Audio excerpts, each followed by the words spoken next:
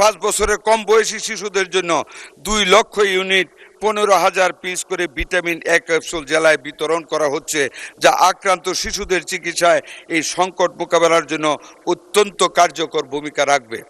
মাননীয় স্পিকার, ঝুঁকিপূর্ণ শিশুদের জন্য দেশের সকল সরকারি হাসপাতালে আইসোলেশন ওয়ার্ড, যেটা আপনি বলেছেন, আইসোলেশন ওয়ার্ডের ব্যবস্থা করা হয়েছে। আমাদের হাতে মাননীয় স্পিকার, এমন দোয়া করি না যে রুগী বাড়ুক, কিন্তু যতই বাড়ুক না কেন প্রত্যেকটি হাসপাতালে আইসোলেশন ওয়ার্ডের ব্যবস্থা করা হয়েছে।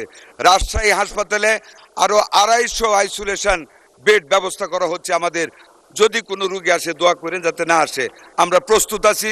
আইসিইউ ইউনিট প্রস্তুত আছে, আমাদের ভেন্টিলেটরও প্রস্তুত আছে।